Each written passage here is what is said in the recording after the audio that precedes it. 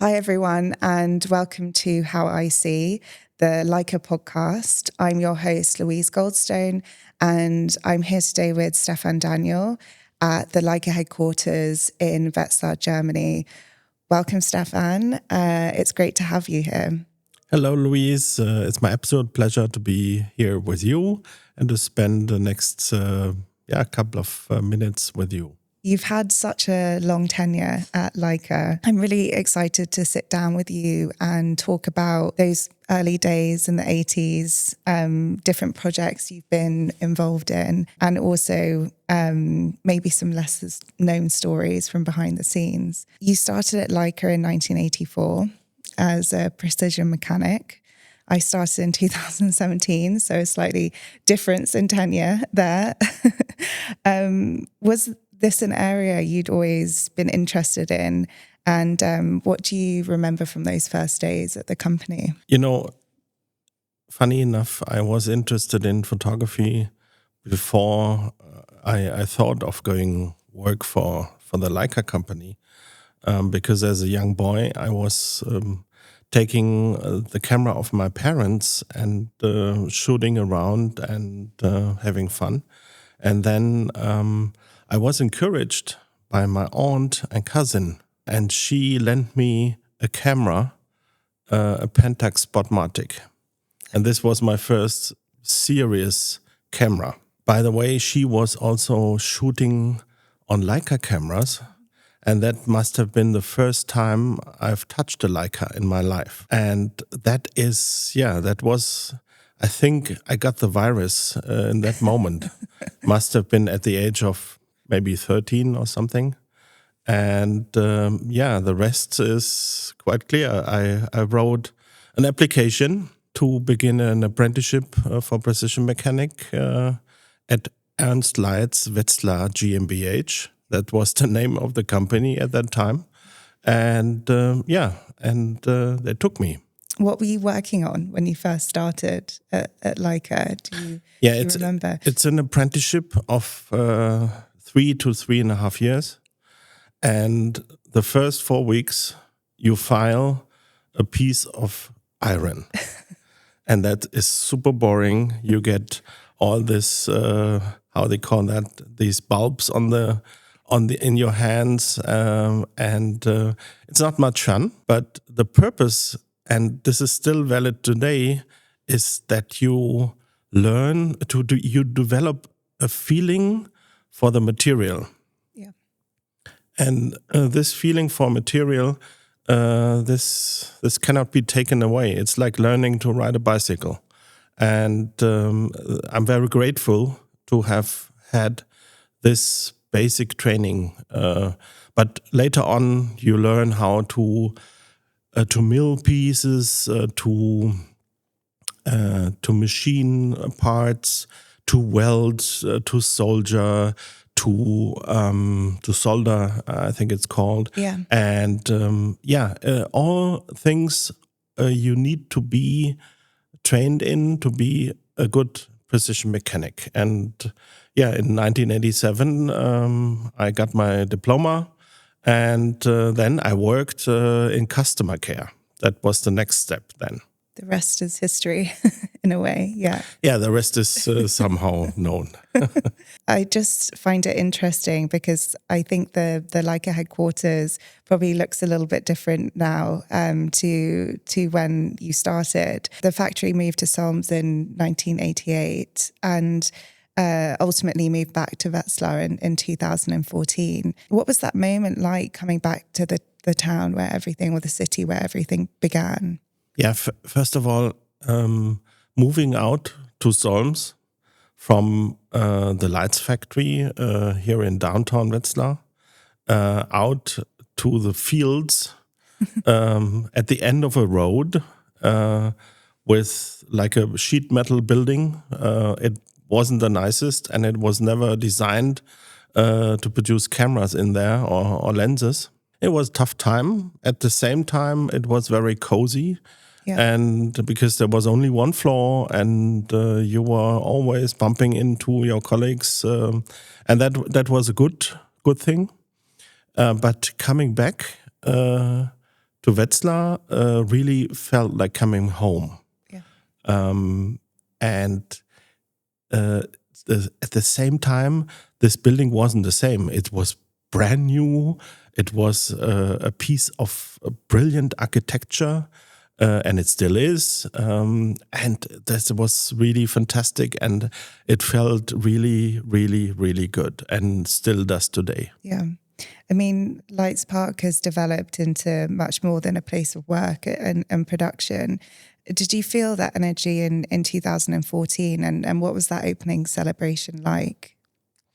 It was in May 2014. The weather was nice, and there were really many people attending this. And in general, this was a moment where we could win the world, and there was a good spirit of innovation, of trying out new things.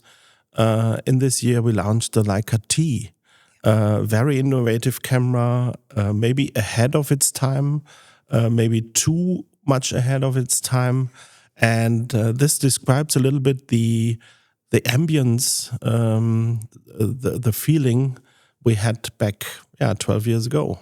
It's amazing to see how much the space, and this site has developed since then, becoming a space of, manufacture, obviously, in its heart, but also art and culture, and people traveling from all over the world to be here. So it's fascinating to see the sort of development, the hotel being built and all that side of it as well. So yeah, great to come and visit. I think looking back at the last year, in 2025, we celebrated a huge anniversary, commemorating 100 years of photography. Why is 2026 an important year for the company from a product perspective?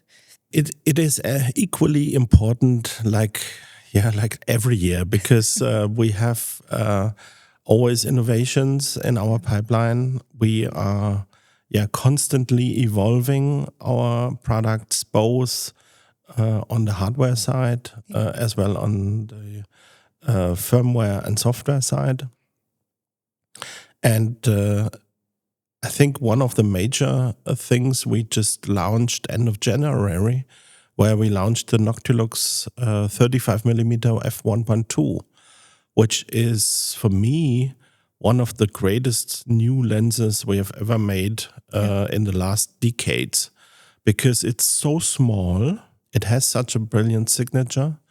So it's like a beautiful brush in your color box. And speaking of M and M lenses, it's hard to believe that the digital M is 20 years old, and that's also an anniversary that we're celebrating this year. How did the first digital M come about? I think there's something sort of a story with Epson, and what do you remember from that? It was everything but a straight line. I have to say, because in the very beginning, let's move back to the mid-90s. Digital photography was at the horizon, and Leica, despite that there is a narrative that Leica has overslept digital photography, which isn't true, because in 1996 we already had the Leica S1, which was a 25 megapixel scanner camera with an incredible image quality in the mid-90s. That's 30 years ago. In 1996, also the company was going public, because before that, we were still under the roof of the Leica Group, together with Microsystems and Geosystems. And in 1996, we were completely cut off from the rest. That meant that we had to stand on our own feet by ourselves, and the storm of digital photography is coming up. And let's say also we had empty pockets. That didn't make it easier. So in 1996, this S1, and that means we started cooperating with Fujifilm and we had our first point-and-shoot digital cameras in 1998. And it took a little while until we entered into a cooperation with Panasonic, which still lasts today and is very successful for both companies. But what we were lacking was a digital system camera. And we, together with Panasonic, we worked out a concept of a mirrorless Micro Four Third camera with interchangeable lenses and autofocus in 2002. Panasonic launched this product in 2008, but we had to step out because we were really lacking financial funds. And that was an early try, and we were very innovative but couldn't make it. And then in 2003, we started building the digital module for our R cameras, for the R8 and the R9. And this DMR, as we call it, was commercially not too successful because it was only addressing the customers who had an R8 or R9 camera. But it laid down the base for all our user interface. You can still feel it today. And also it started a cooperation with Kodak Image Sensor Solutions in Rochester in the US. This, I think, is an important product, which is almost forgotten. But without that, we wouldn't have had the Digital M. And then something happened, must have been around 2003 in the autumn time, that we had a cooperation with a company called Epson for digital photo printers. And the colleague from the Leica Academy said to me, I had a phone call from Epson. The management from Japan would like to visit the Leica headquarters, and they want to present to us a digital rangefinder camera. And I said to him, you must have misunderstood, because such a camera cannot be done because the M lenses are not suitable for digital sensors. And then this day came, and these people, these managers from Japan in dark suits and ties and very, like Japanese people are, very friendly, very humble. They put a camera on the table, which was the Epson RD1. And it was really a sign of respect that they showed this camera before it was launched on the market. By then, we said, okay, now we have to do something, and we have to find a way. Yeah. Let's take another approach how to make this camera good. This camera really had all the flaws and shortcomings we were expecting from a theory. So it was there, but the camera was going to be launched. So we had to do something. What happened then is that based on our cooperation we had with Kodak, we asked Kodak to design a sensor which could fit better to the actual M lenses, to the existing M lenses. And from the beginning of 2004, we were developing the first digital M camera, the Leica M8, which came onto the market in 2006 at Photokina Fair in Cologne, and which marked the first turnaround in digital photography for Leica. Yeah, it's fascinating to kind of hear about those early days, the transition into analog, from analog, to digital.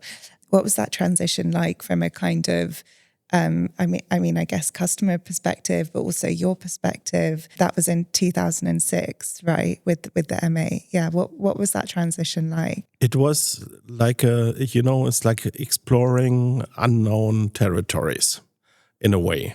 we didn't really know whether this product would be accepted by our customers, if the image quality would be good enough, or if the camera shape would be pleasing to the customers.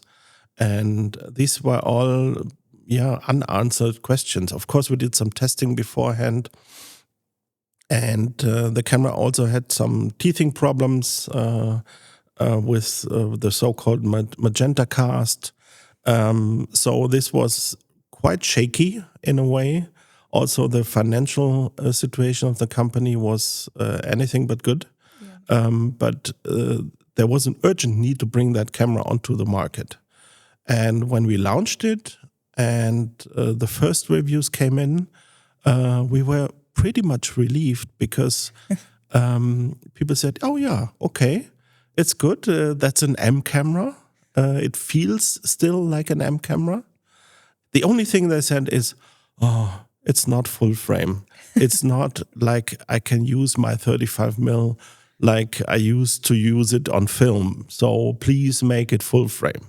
To hear about those early days, it feels so foreign now because, we're at a stage in sort of Leica's history where, 20 years on and, everything that's been produced and created since then. But yeah, that sort of transition from analog to digital is something we don't really think about too much anymore because they just exist in the same world. But there is a sort of element of, I guess, nervousness to do that, especially with the M system, this sort of icon in photography.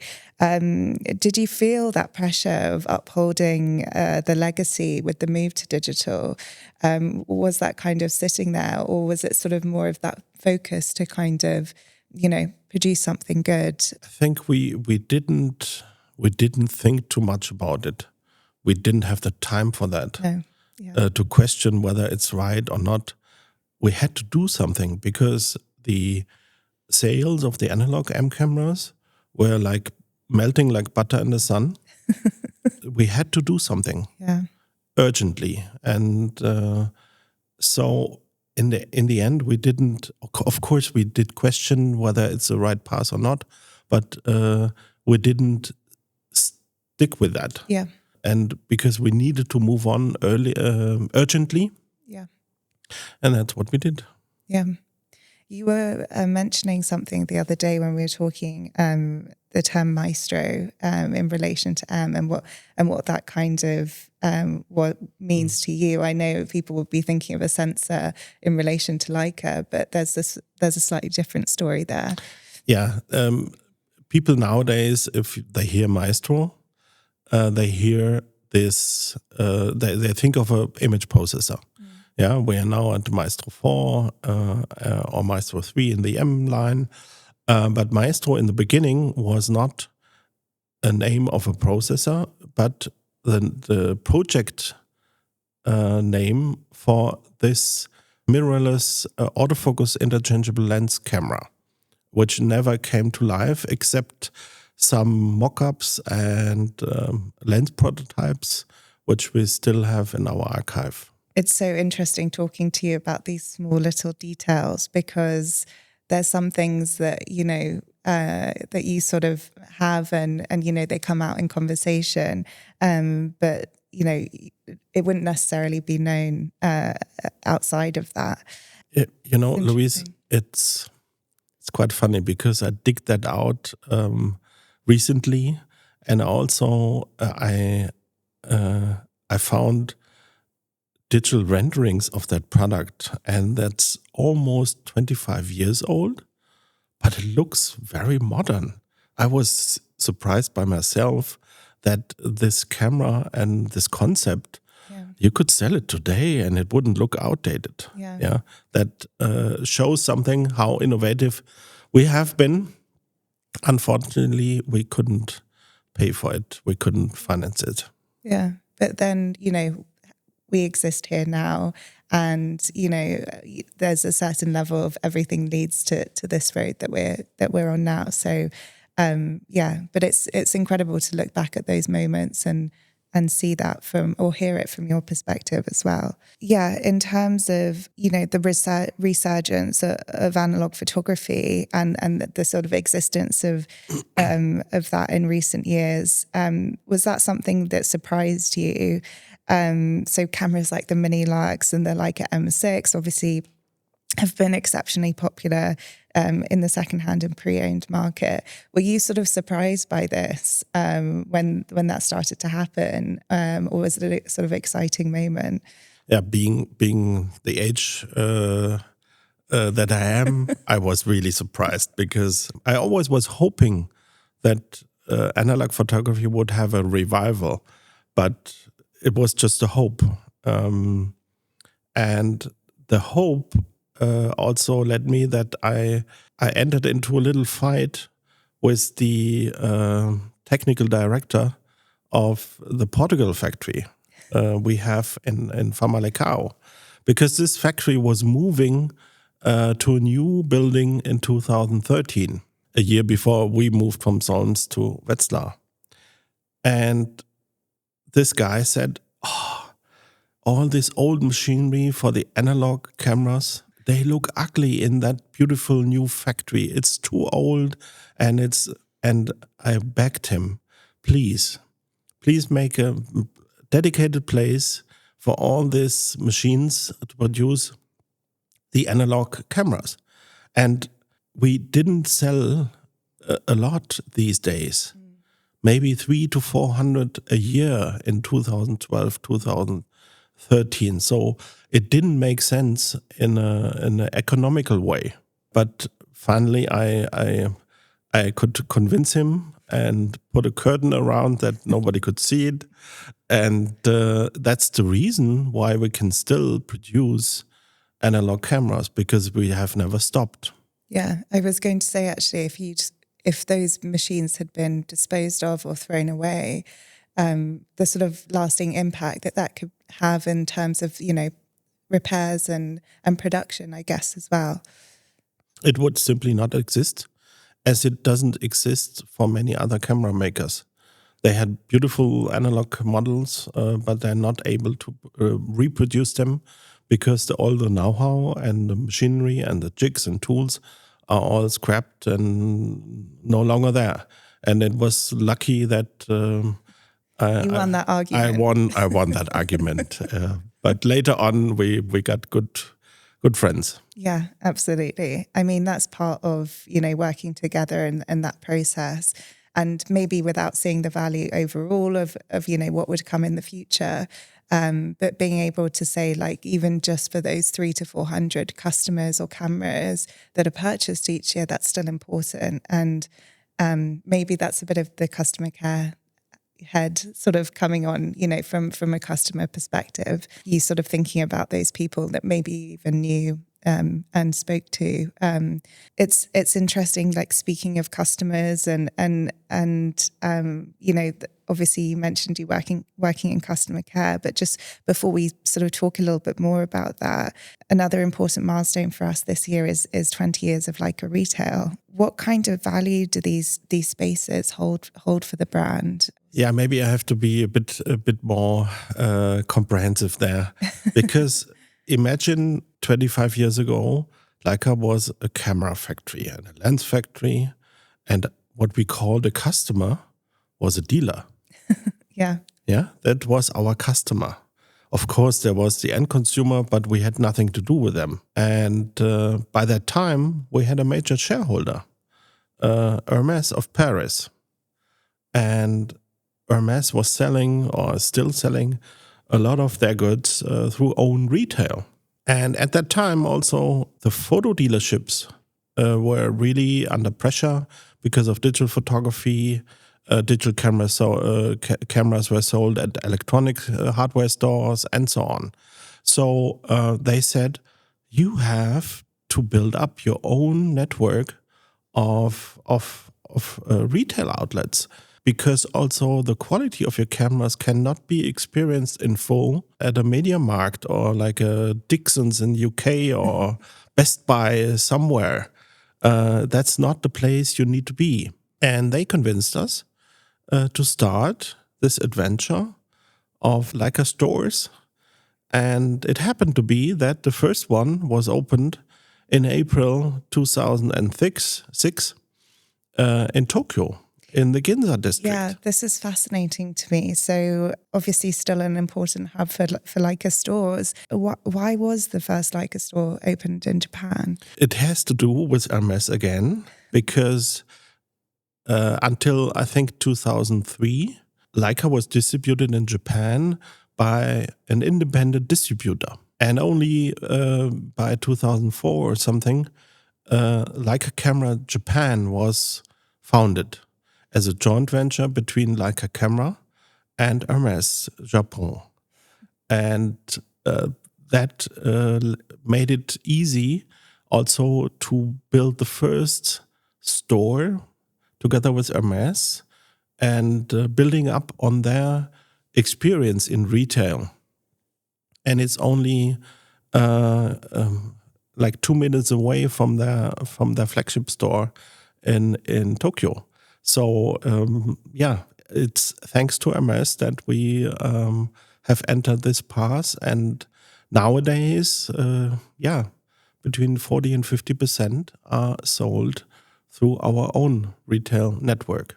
Just thinking back, do you have any stores or store openings that kind of stick out in your mind over the years? One store which really stands out of all the others for me is also in Japan. It's in Kyoto, because this is the maybe most untypical store we have in an old building. Yeah. I think it's from 1890 or 1900, and it used to be a geisha school. And to have a Leica store in that environment, in the old town of Kyoto, this is really special. And when it was opened in 2014, I was really completely overwhelmed, and it's just fantastic and really worthwhile visiting. Yeah, I think everyone kind of says that. In terms of if you're visiting Japan or Kyoto, especially as an employee of Leica, just pop into the store and see it. So shout out to them. I think looking at product launches, they must have been a huge part of your life at Leica. What was the launch of the M9 like? Because I know there's a kind of interesting story behind this and that sort of moment in New York, I think it was. I told you earlier on that people wanted full frame. Yeah. So we said, okay, let's try it. And it pretty much, the M9 is pretty much an M8 with a full frame sensor. We didn't expect that it would be so great. But it turned out that it's really a fantastic camera. And we said, okay, we need to give it a platform that as much as possible people can get knowledge of it. So we said, okay, like time zone wise, if we do it in the US in the morning, pretty much everybody could watch it because it's evening time in Asia and so on. So we selected New York City for the launch, and we also did a live stream, which was quite uncommon in 2009. Yeah. And that was the 9th of September 2009 when we launched the M9. And this was the day nothing was like it used to be before. Because that day we had that camera on the market and it was such a success. And many people who had an M camera had sold it, and they also had sold the lenses. So they all needed to buy new lenses, which was a good thing for us. And it laid down also a financial basis for the whole company, where we later could finance our further investments into Q, into SL and other products with the success of the M9. And that day, we not only launched the M9, but also the X1, which was the first camera in the world with a large APS-C image sensor in a compact camera. It was the world's first. And also we announced the shipment start of the S2 and the lenses, the medium format camera system.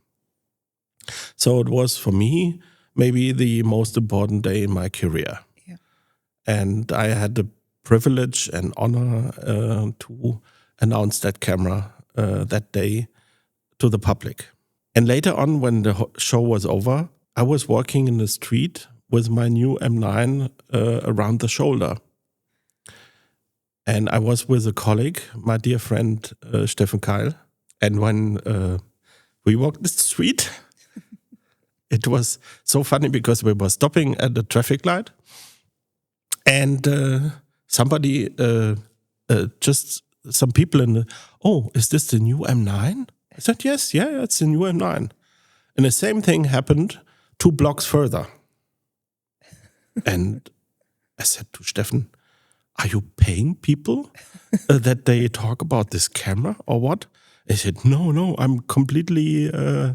as shocked as you are about it. And I was completely shocked because it must have had an impact or, something happened. That was a funny anecdote I will never forget. It's amazing because that must have been the first time in Leica that a launch of a camera had been live streamed. I mean, talk about a sort of crazy moment, but also, having that live stream, then being recognized in the street of having an M9, that must be incredible sort of real-time feedback of what's going on and sort of quite a surreal moment. I think I heard that we had like 70,000 visitors simultaneously and then the lines broke down. So must have had quite an impact. Yeah, that's incredible. Great story. Just sort of pivoting a little bit because in terms of the M, you've been nicknamed Mr. M. And how did that name sort of come about? My first project as a product manager was the M7 because that was at the beginning of the 2000s and we were selling the M6 since ages and we said, okay, let's try something. There were some products with M-mount and aperture priority, automatic, and the M6 didn't have that. So it was kind of a natural move to further develop the camera, keeping the spirit, but adding the aperture priority function. By the way, the viewfinder display is still the same from the M7 in the M11 today. Yeah, that was my start with M, and as I have always been involved in the further innovation steps, it must have to do with that customers call me Mr. M. I love it. A name to have. It's great. Just in terms of you personally, do you like to take photographs and what's sort of your camera of choice? I can tell you, it always, it's difficult because it's like being a father and you get the question, which one of your kids do you like most? And it's a wrong question. So I can only tell you what I've been shooting on when I've been on holiday with my wife in January this year. I had an M11, the one which stands right behind there, and with a 35 Noctilux on. Yeah. And I had an MEV1 with a 21 1.4 and my beloved 100mm macro R lens. These were the 2 lenses to go on the MEV1. And the other, the 35 on the M11. M is, I have to say, my favorite camera still.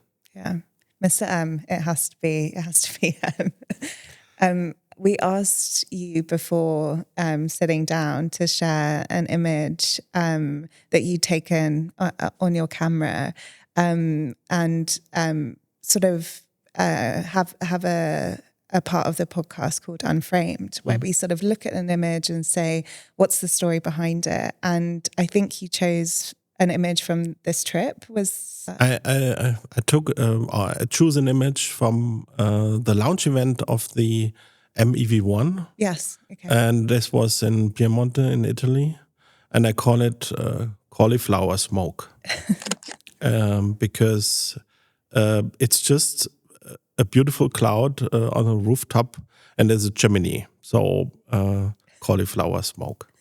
Was that a sort of spur of the moment sort of image? You weren't just going out and, specifically to take photographs. You were just walking around and then happened to see that moment and then capture it. Yeah, we were sitting having a coffee, and the building opposite of that cafe, this cloud was coming up, and it was so bright in color and so clear, so white and so blue, and the rooftop so red that I really said, okay, this is something I need to get on the 100mm R lens. Yeah. Then, do you see those moments and think that's going to photograph exceptionally well on this camera?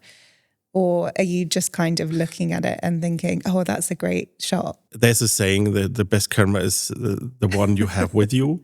Yeah. And that's totally true. But without that 100mm, I wouldn't have photographed that.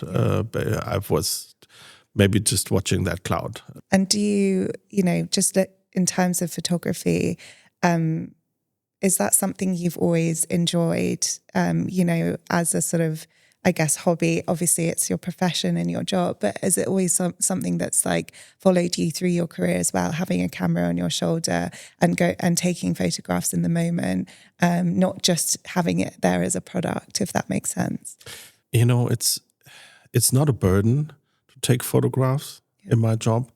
It's the cherry on the cake because if you can use these products, it makes you understand the customers much, much better. Yeah. Their needs and their complaints and their preferences. You can much easier understand this.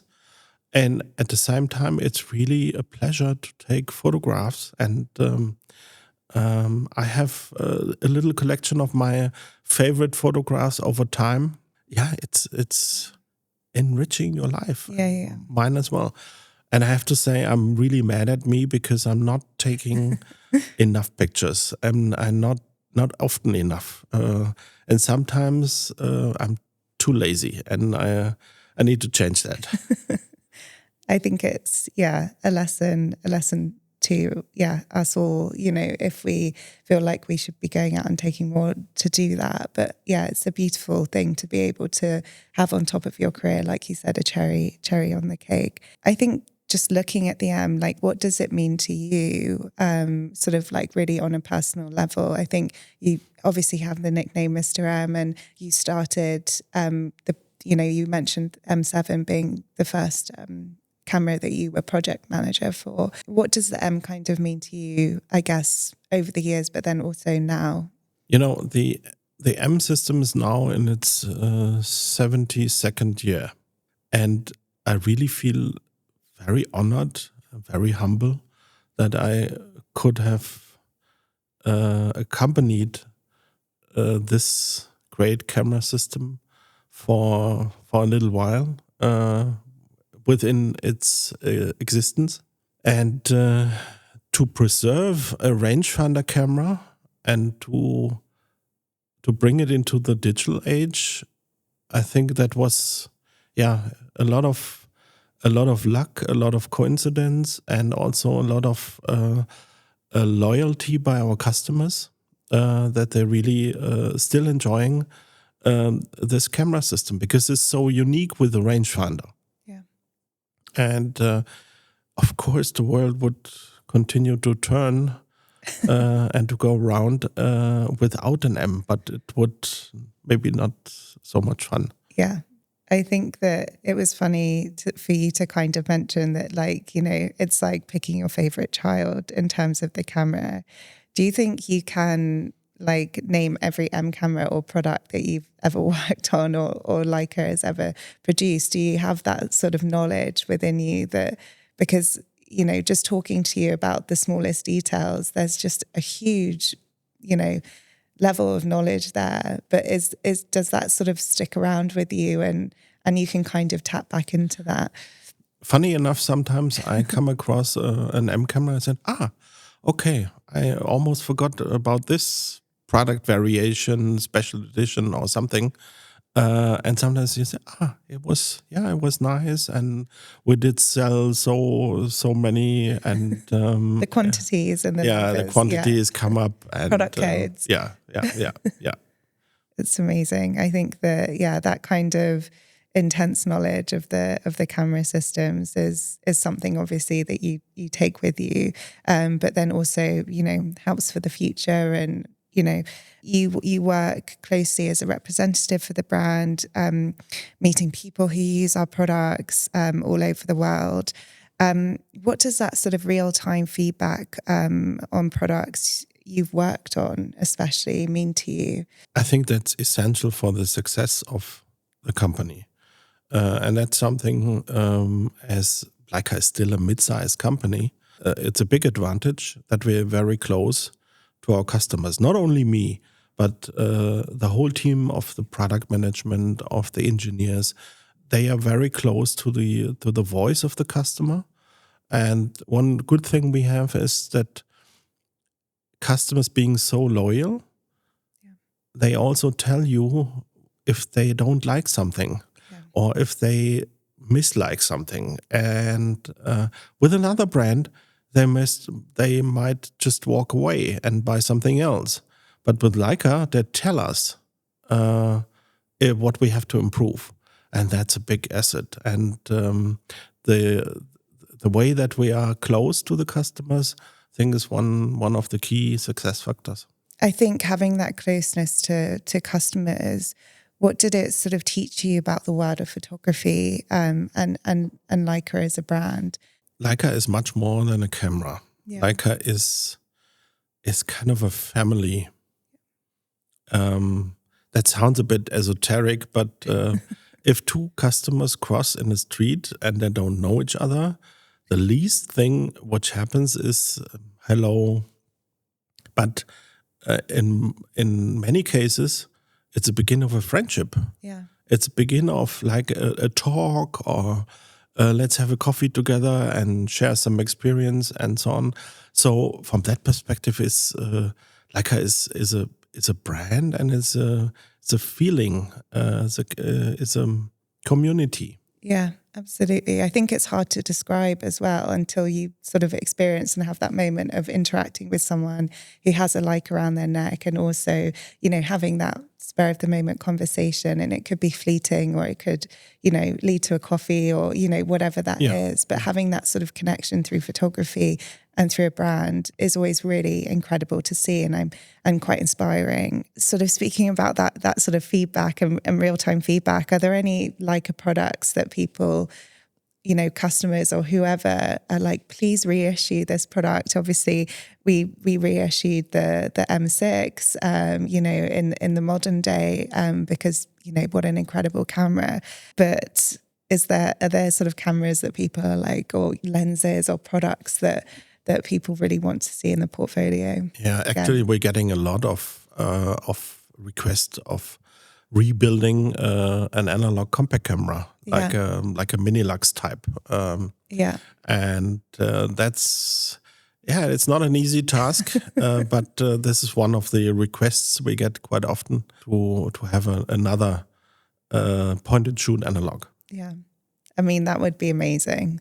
I think so many people would be obsessed with that. Is there anything in the photography industry at the moment that sort of excites you or you find inspiring? Hard question, maybe. Yeah.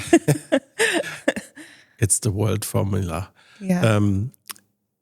Maybe one of the sparking moments must have been when Ernst Leitz II took the Leica on his trip to New York City in 1914 on a big steam steamship. And currently we have many of these pictures on our website. So please explore this. It's amazing what this gentleman, he was not a photographer, what this guy photographed in 1914.